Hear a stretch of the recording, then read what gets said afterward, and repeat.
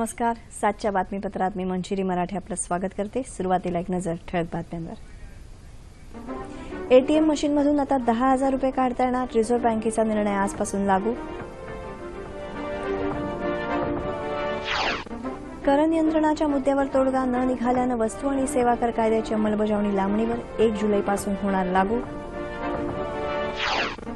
जम्मू काश्मीरच्या पहलगाम भागात सीमा सुरक्षा दलाशी झालेल्या चकमकीत 3 दहशतवादी ठार.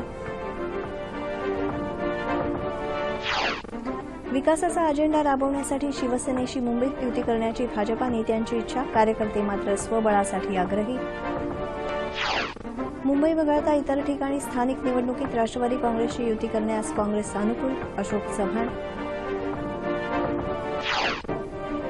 आणि ऑस्ट्रेलियन खुल्या टेनिस स्पर्धेची आजपासून सुरुवात. पेस भूपती सानिया मिर्झाचा दुहेरीत सहभाग.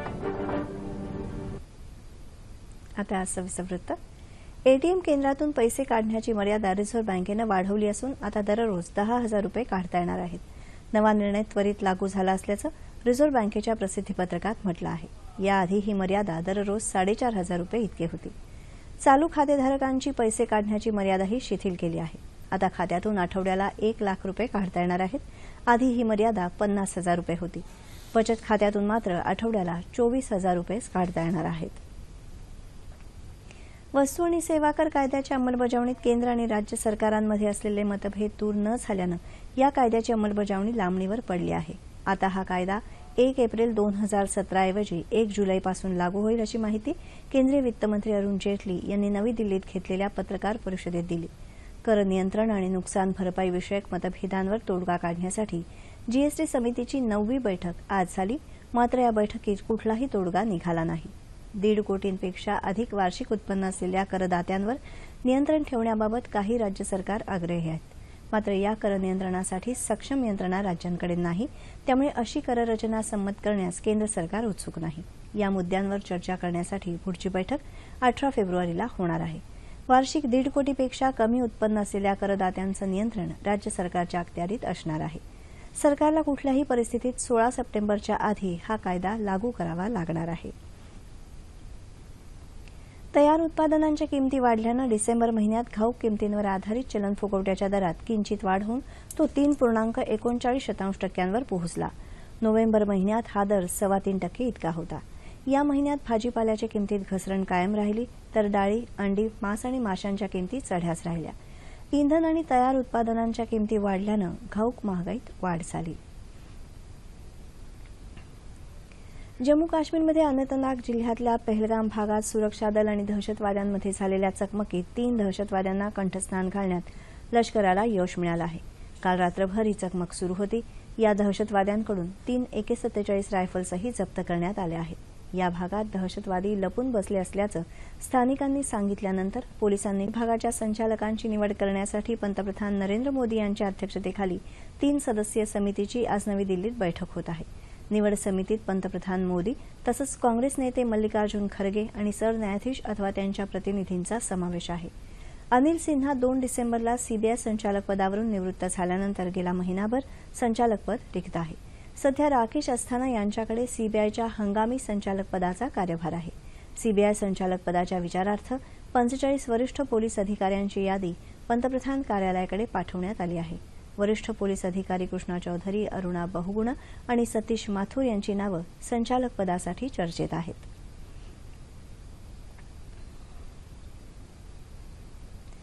मुंबई महानगरपालिकेच्या आगामी निवडणुका स्वबळावर लढण्याची कार्यकर्त्यांची इच्छा असली तरी पक्षनेत्यांचा कल युती करण्याकडे आहे अशी माहिती वित्तमंत्री आणि भाजपा नेते सुधीर मुनगंटीवार यांनी दिली. ते आज वृत्तसंस्थेशी बोलत होते. मुंबईतल्या विविध विकास प्रकल्पांना राज्य सरकारनं सुरुवात केली असून हे प्रकल्प वेळेत पूर्ण व्हावेत अशी आमची इच्छा आहे.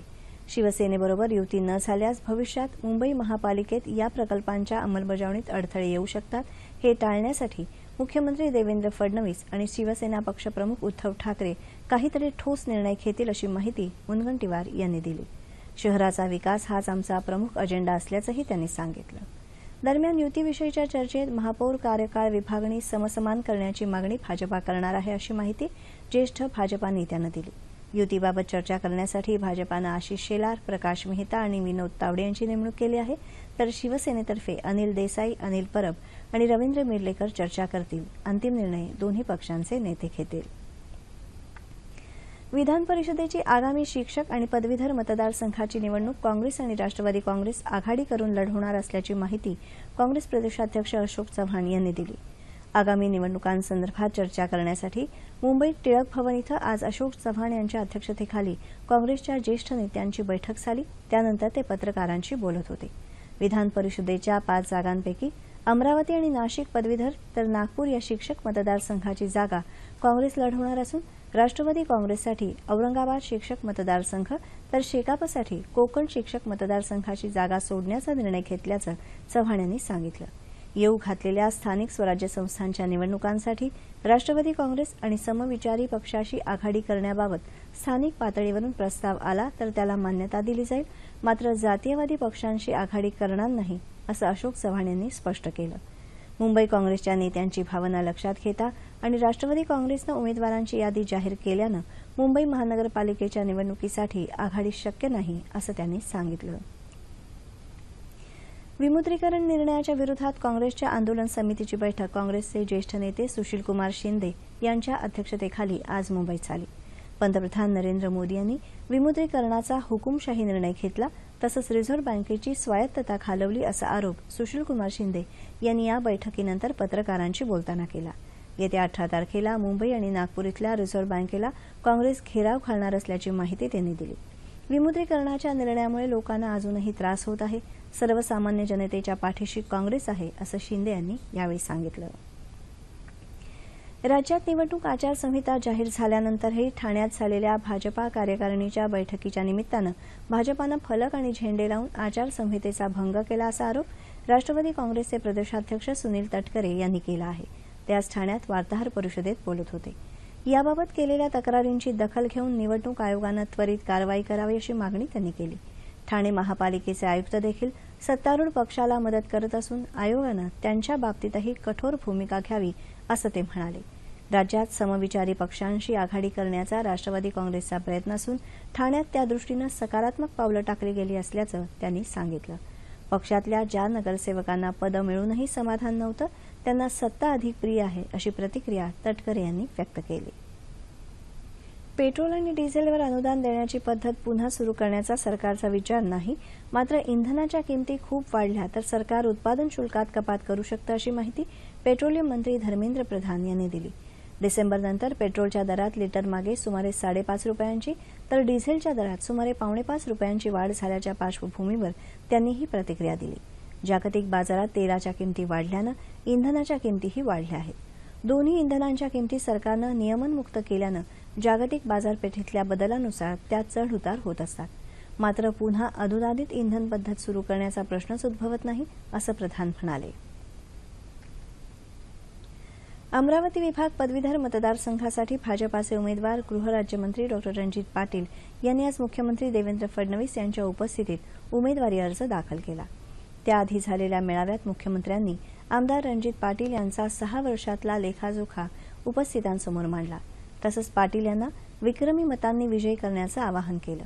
या मेळाव्याला अमरावती विभागातले सर्व पदवीधर, विविध संघटनांचे पदाधिकारी, भाजपाचे मंत्री आणि आमदार मोठ्या संख्येनं उपस्थित होते. पदवीधर मतदारसंघाच्या निवडणुकीत शिवसेनेनं भाजपाला पाठिंबा जाहीर केला असल्यानं या सभेला शिवसेनेचे नेते आणि अमरावतीचे खासदार आनंदराव अडसूळ देखील उपस्थित होते. नागपूर विभागातले शिक्षक मतदारसंघासाठीचे भाजपाचे उमेदवार नागो गाणार यांच्या निवडणूक प्रचाराचा आरंभ मुख्यमंत्री देवेंद्र फडणवीस यांच्या हस्ते आज झाला. नागो गाणार यांनी शिक्षकांचे प्रश्न सातत्यानं मांडून ते मार्गीही लावले आहेत. नेहमीच कर्तव्य भावनेनं कार्य करणारे नागो गाणार पुन्हा निवडून आले तर शिक्षकांचे कुठलेच प्रश्न शिल्लक राहणार नाहीत, असं मुख्यमंत्री यावेळी म्हणाले.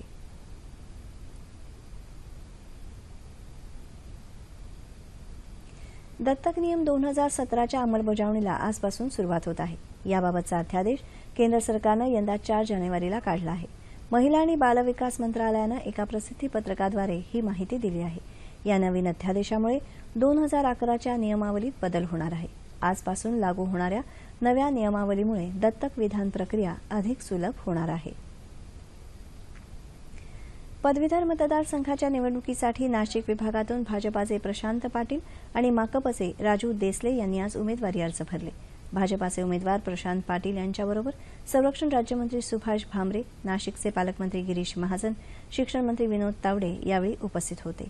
हा मतदारसंघ 5 जिल्ह्यात पसरला असल्यानं त्याची व्याप्ती मोठी असून इतर निवडणुकांपेक्षा ही निवडणूक वेगळी आणि महत्त्वपूर्ण असल्याचं म्हटलं जात आहे. गर्भात व्यंग असल्यानं गर्भपाताची परवानगी मागणाऱ्या महिलेच्या याचिकेवर आज सर्वोच्च न्यायालयानं सकारात्मक निकाल दिला असून या महिलेला गर्भपाताची परवानगी दिली आहे. गर्भजल परीक्षण चाचणीत या गर्भात व्यंग असल्याचं स्पष्ट झालं, त्यामुळे या महिलेनं ही परवानगी मागितली होती. मात्र गर्भाला 24 आठवडे झाले असल्यानं न्यायालयानं वैद्यकीय सल्ला घेण्याची सूचना केली होती. गर्भपात करणं शक्य आहे असा निर्वाळा KM रुग्णालयाच्या डॉक्टरांच्या चमूनं दिल्यानंतर डोंबिवली इथल्या दाम्पत्याला न्यायालयानं ही परवानगी दिली. मात्र गर्भपाताच्या प्रक्रियेचं संपूर्ण माहिती जतन केली जाईल अशी सूचना न्यायालयानं केली आहे. देशातल्या IIT संस्थांमध्ये एकूण जागांच्या 20% जादा जागा मुलींसाठी राखीव ठेवण्याची शिफारस यासंदर्भात नेमण्यात आलेल्या समितीनं केली आहे. संयुक्त प्रवेश मंडळाच्या बैठकीत याविषयी अंतिम निर्णय होईल त्याबाबतच्या अंमलबजावणीचं वर्षही ठरवण्यात येईल. मात्र विद्यार्थिनींसाठी आरक्षण ठेवल्यामुळे विद्यार्थ्यांच्या जागा कमी होणार नाहीत. मुंबई विद्यापीठाचा वार्षिक दीक्षांत समारंभ आज विद्यापीठाच्या सर कावरजी जहांगीर सभागृहात झाला. राज्यपाल चे विद्यासागर राव, कुलगुरू डॉ. संजय देशमुख, प्रमुख पाहुणे म्हणून रिलायन्सचे मुकेश अंबानी कार्यक्रमाला उपस्थित होते. यावर्षी या दीक्षांत समारंभात पदवी आणि पदव्युत्तर मिळून विविध विद्याशाखांमधल्या एकूण 1,61,173 स्नातकांना पदव्या प्रदान करण्यात आल्या. त्याचबरोबर 326 स्नातकांना PhD आणि MPhil पदव्या देण्यात आल्या. विद्यापीठाच्या विविध परीक्षांमध्ये प्रावीण्य संपादन केलेल्या 49 विद्यार्थ्यांना 58 पदकं बहाल करण्यात आली. त्याचबरोबर 2 कुलपती पारितोषिकं आणि 1 कुलपती पदक देखील यावेळी देण्यात आलं. यावर्षी पहिल्यांदाच विद्यार्थ्यांच्या पदवी प्रमाणपत्रावर क्विक रिस्पॉन्स कोड छापण्यात आला आहे. त्यामुळे याबाबतचं ॲप डाऊनलोड केल्यावर विद्यार्थ्यांना त्यांची गुणपत्रिका मोबाईलमध्ये पाहता येणार आहे. जीवशास्त्राशी निगडीत अनेक क्लिष्ट आणि घन विषयांच्या आकलनासाठी सीडॅक या संस्थेनं उद्या पुण्यात एका परिषदेचं आयोजन केलं आहे. गुंतागुंतीच्या अशा जैविक बाबींचं संशोधन करून त्याची अचूक माहिती काढण्याचं काम सीडॅकच्या हाय परफॉर्मन्स कम्प्युटिंगने केलं आहे. भविष्यात औषध निर्मितीसाठी त्याचा लाभ होईल अशी अपेक्षा सीडॅकचे सहाय्यक संचालक जैवतंत्रज्ञान तज्ज्ञ राजेंद्र जोशी यांनी व्यक्त केली आहे. पुण्यात आज झालेल्या पत्रकार परिषदेत ते बोलत होते. ॲक्सेलरेटिंग बायोलॉजी 2017 ही परिषद 17 ते 19 जानेवारी दरम्यान होणार असून यामध्ये विविध विषयांवर विचारमंथन होणार असल्याचं जोशी यांनी सांगितलं. चालू रब्बी हंगामात आतापर्यंत देशभरातल्या 6,16,00,000 हेक्टरवर पेरण्या झाल्या आहेत. गेल्या वर्षीच्या तुलनेत यंदा पेरणी क्षेत्र 35,00,000 हेक्टरनं वाढलं आहे. कृषी मंत्रालयानं ही आकडेवारी जारी केली आहे. 3,09,00,000 हेक्टर क्षेत्रावर गव्हाची पेरणी झाली आहे. गेल्या वर्षीच्या तुलनेत हे क्षेत्र 20,00,000 हेक्टरनं वाढलं आहे, तर 55,00,000 हेक्टर क्षेत्रावर डाळींची लागवड झाली आहे. 54,00,000 हेक्टरवर भरड धान्य आणि 81,00,000 हेक्टरवर तेलबियांची पेरणी झाल्याचं कृषी मंत्रालयाच्या आकडेवारीत म्हटलं आहे. वर्षातली पहिली ग्रँडस्लॅम स्पर्धा म्हणजेच ऑस्ट्रेलियन खुल्या टेनिस स्पर्धेला आजपासून मेलबर्न इथं सुरुवात झाली. जागतिक क्रमवारीत नंबर 1 खेळाडू अँडी मरे तसंच Roger Federer, Angelique Kerber, Novak जोकोविच, राफेल नदाल, सेरेना विल्यम्स, एग्नेस्का रनवास्का स्पर्धेत सहभागी झाले आहेत. रुमानियाची सिमोना हालेप पहिल्याच फेरीत अमेरिकेच्या शेल्बी रॉजर्सकडून 3-6, 1-6 अशी पराभूत झाली. एकेरीत भारताचा कोणीही खेळाडू या स्पर्धेत सहभागी नाही. मात्र दुहेरी स्पर्धांमध्ये लिएंडर पेस, रोहन बोपन्ना, सानिया मिर्झा दुहेरीत खेळणार आहेत. पेस, बोपन्ना, मिर्झा आपल्या परदेशी साथीदारांबरोबर खेळणार आहेत. दिविज शरण आणि पुरव राजा ही भारतीय जोडी दुहेरीत खेळणार आहे.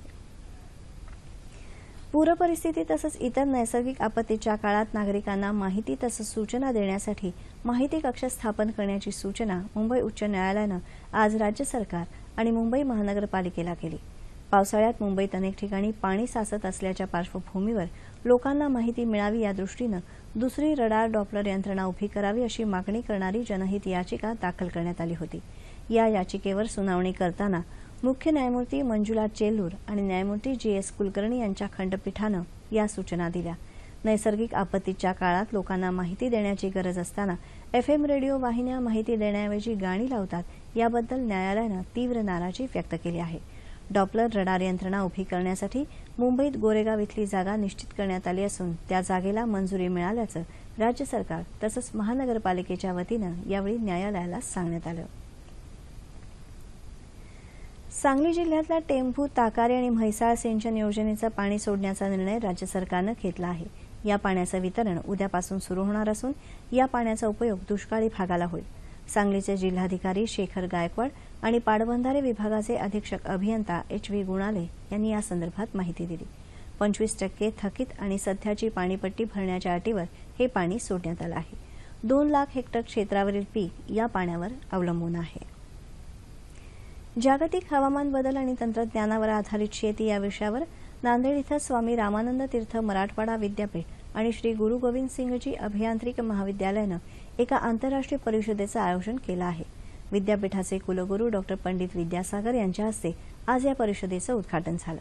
मराठवाड्यातल्या पाणी प्रश्नावरचं नियोजन, पिकांवर पडणाऱ्या रोगांचं तातडीनं निदान, पीक पद्धतीतले बदल, परवडणारी शेती, शेतीपूरक उद्योग या विषयांवर या परिषदेत चर्चा होणार असल्याचं त्यांनी यावेळी सांगितलं. या परिषदेला देशविदेशातले कृषी तज्ज्ञ, शास्त्रज्ञ, कृषी विद्यापीठ आणि कृषी महाविद्यालयातले प्रतिनिधी उपस्थित आहेत. 3 दिवस चालणाऱ्या या परिषदेमध्ये विविध संशोधकांची व्याख्यानं होणार असून 120 संशोधनपर शोधनिबंध सादर होणार आहेत. हवामान. देशाच्या उत्तरेकडील भागात थंडीचा जोर कायम असून अनेक भागात दाट धुक्यामुळे वाहतुकीवर परिणाम झाला आहे. सिमला, मनाली आणि लाहोरमध्ये हिमवृष्टी झाली आहे.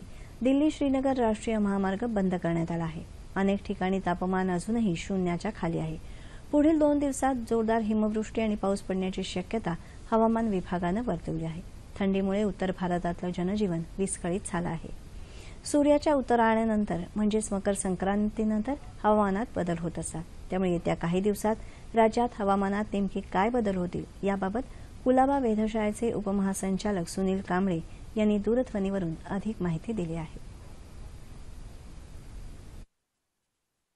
संक्रांतीच्या पिरियडमध्ये आपलं जी विंड डायरेक्शन होती ती नॉर्दर्ली विंड डायरेक्शन होती, म्हणजे सगळे वारे उत्तरेकडून येत होते. त्याच्यामुळे संक्रांतीच्या वेळेस मुंबई आणि आसपासचं टेम्परेचर 13.5 पर्यंत आलं होतं, आपलं 13 डिग्री पर्यंत.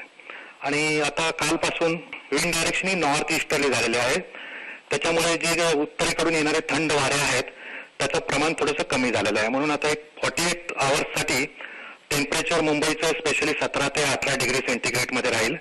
आणि महाराष्ट्रामध्ये पण असा सडन चेंज एक्सपेक्टेड नाहीये 24 तास नेक्स्ट 48 आवर्समध्ये. आता सध्या जे आहे पुढच्या 48 आवर्समध्ये आपण काही चेंज एक्सपेक्ट नाही करत. जे सध्याचे जे टेम्परेचर आहे ते कंटिन्यू राहील आणि नंतर 48 आवर्स नंतर परत थोडंसं 1-2 डिग्री टेम्परेचर फॉल होण्याची शक्यता आहे.